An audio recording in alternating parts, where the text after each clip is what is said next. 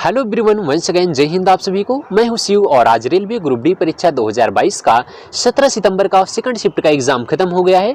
तो फ्रेंड्स, आज के सेकंड शिफ्ट में जितने भी क्वेश्चन पूछे गए थे हम लोग इस वीडियो में पूरा पढ़ने वाले हैं। तो फ्रेंड्स, अगर आपका भी एग्जाम आने वाले अगले दिनों में है तो फ्रेंड्स आप लोग एग्जाम देने से पहले इन सभी क्वेश्चन को एक बार जरूर पढ़ के जाइएगा, क्योंकि फ्रेंड्स रेलवे ग्रुप डी के एग्जाम में पिछले शिफ्ट का क्वेश्चन आगे के शिफ्टों में ज़्यादा से ज़्यादा रिपीट हो रहा है। तो फ्रेंड्स, इस वीडियो से आपको आगे बहुत ही ज़्यादा हेल्प होगा, क्योंकि आज जो क्वेश्चन पूछे गए थे वो आगे के शिफ्टों में भी पूछे जाएंगे। तो फ्रेंड्स, इसी तरह से अगर आप हर एक शिफ्ट का पूरे रियल क्वेश्चन का डेली एनालिसिस करना चाहते हैं तो हमारे चैनल को सब्सक्राइब कीजिएगा, जहां हम आपको इसी तरह से हर एक शिफ्ट के पूरे रियल क्वेश्चन का एनालिसिस कराते हैं। तो फ्रेंड्स, बिना देरी के स्टार्ट करेंगे आज के पूछे गए पहले क्वेश्चन से। तो फ्रेंड्स, एक क्वेश्चन पूछा गया था कि अमाशय में कौन सा अम्ल पाया जाता है। तो फ्रेंड्स देखिए कितना इजी क्वेश्चन पूछा गया था। अमाशय में कौन सा अम्ल पाया जाता है, तो इसका आंसर था हाइड्रोक्लोरिक अम्ल। तो इसका आंसर HCl बिल्कुल सही था।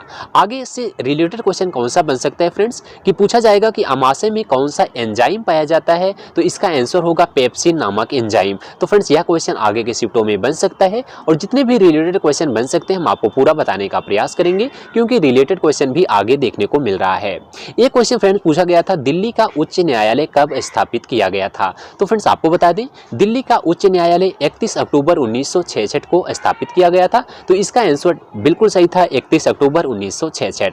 आपको बता दें फ्रेंड्स, जिसके मुख्य न्यायाधीश जस्टिस सतीश चंद्र शर्मा हैं। यह क्वेश्चन पूछ सकता है, दिल्ली उच्च न्यायालय के मुख्य न्यायाधीश कौन है, तो जस्टिस सतीश चंद्र शर्मा हैं। इसको फ्रेंड्स याद रखिएगा, आगे क्वेश्चन बन सकता है।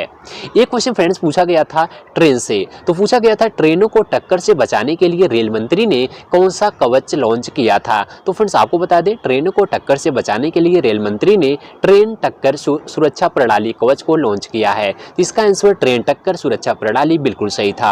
आपको बता दें फ्रेंड्स, ट्रेन में बैठकर रेल मंत्री अश्विनी वैष्णव ने ट्रेन टक्कर सुरक्षा प्रणाली कवच का परीक्षण किया है। तो इसका ट्रेन टक्कर सुरक्षा प्रणाली बिल्कुल सही था। आगे भी क्वेश्चन बन सकता है फ्रेंड्स, क्योंकि इस टाइप का क्वेश्चन पहली बार पूछा गया है। आगे की शिफ्टों में क्वेश्चन बन सकता है। एक क्वेश्चन था, रेलवे कर्मचारियों की शिकायतों को निपटाने के लिए कौन सा पोर्टल लॉन्च किया गया था। तो फ्रेंड्स इसका आंसर था निवारण पोर्टल। तो फ्रेंड्स आप लोग कमेंट करके बताइएगा कि क्या यह रियल क्वेश्चन पूछा गया था, क्योंकि इस टाइप का एक क्वेश्चन और पूछा गया था। अगला एक क्वेश्चन था फ्रेंड्स, शरीर में किडनी को मूत्राशय से कौन सा अंग जोड़ता है। तो आज बायोलॉजी के क्वेश्चन ज्यादा देखने को मिला था।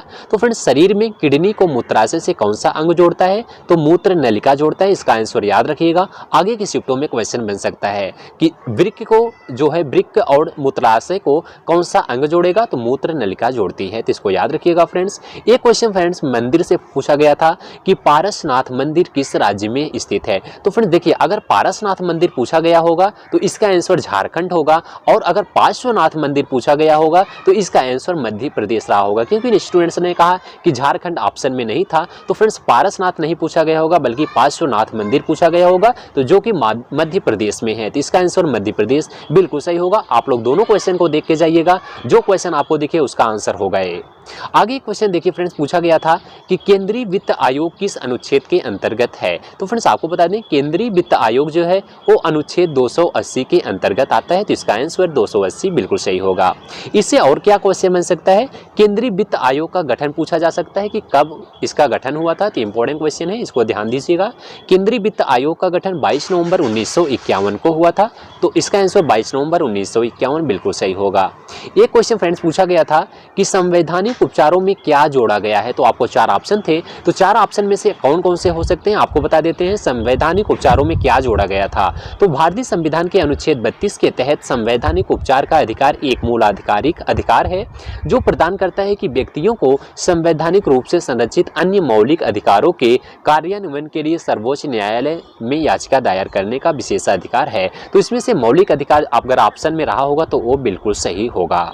एक क्वेश्चन फ्रेंड्स पूछा गया था कि इनमें से संवैधानिक अधिकार कौन सा है। तो आपको 4 ऑप्शन था, उनमें से संवैधानिक अधिकार बताना था। तो संविधान द्वारा मूल रूप से 7 मूल अधिकार प्रदान किए गए थे। कौन कौन सा अधिकार है हम आपको बता देते हैं। समानता का अधिकार है, स्वतंत्रता का अधिकार है, शोषण के विरुद्ध अधिकार है, धर्म संस्कृति एवं शिक्षा स्वतंत्रता का अधिकार है, संपत्ति का अधिकार है तथा संवैधानिक उपचारों का अधिकार है। तो ये 7 अधिकार हैं। तो फ्रेंड्स इसको याद रखिएगा, आगे इससे सीधा सीधा क्वेश्चन बन सकता है कि कौन से 7 मूल अधिकार हैं। तो इससे एक क्वेश्चन आया था।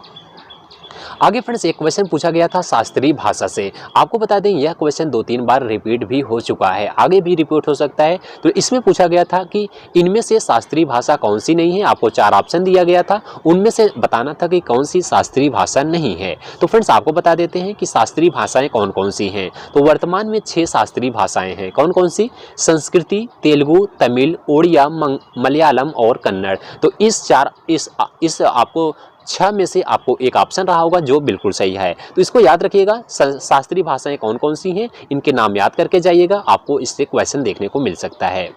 एक क्वेश्चन फ्रेंड्स पूछा गया था, ग्राम पंचायत का चुनाव कौन करवाता है। तो फ्रेंड्स आपको बता दें ग्राम पंचायत का चुनाव राज्य निर्वाचन के आयोग कराते हैं। इसका आंसर राज्य निर्वाचन आयोग बिल्कुल सही होगा।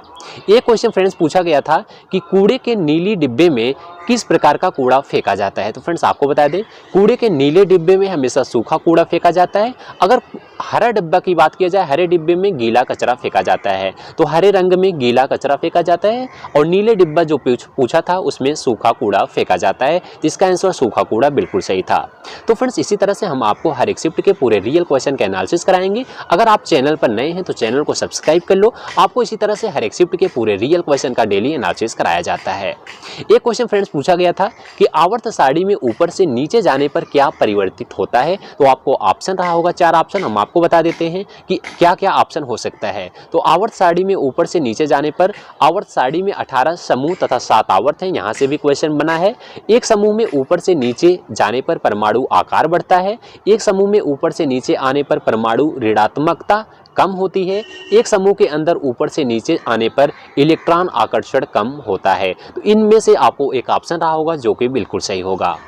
आगे क्वेश्चन फ्रेंड्स पूछा गया था कि लड़कियों के पहले मासिक धर्म को क्या कहते हैं। तो फ्रेंड्स आपको बता दें मासिक धर्म को माहवारी, रजोधर्म, मेंस्ट्रुअल साइकिल या फिर एमसी और पीरियड्स के नाम से भी जाना जाता है। इनमें से एक ऑप्शन रहा होगा जो कि बिल्कुल सही होगा।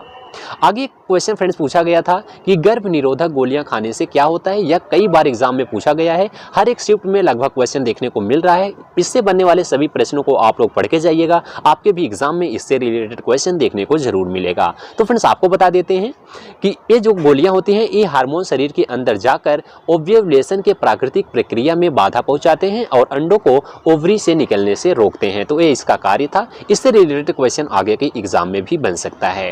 एक क्वेश्चन फ्रेंड्स पूछा गया था अलकनंदा और भागीरथी नदी का संगम कहाँ होता है। तो फ्रेंड्स आपको बता दें अलकनंदा और भागीरथी नदी का संगम देवप्रयाग में होता है। तो इसका आंसर देवप्रयाग बिल्कुल सही था। यह क्वेश्चन कम से कम 2-3 बार भी रिपीट हो चुका है पूरे ग्रुप डी के एग्जाम में। एक क्वेश्चन फ्रेंड्स आया था कि हॉल ऑफ फेम 2021 में किसे शामिल किया गया है। तो फ्रेंड देखिए अगर क्रिकेट से क्वेश्चन पूछा होगा कि हॉल ऑफ फेम 2021 में किस क्रिकेटर को शामिल किया गया है, तो इसका आंसर वीनू मंडल होगा। इसको याद रखिएगा।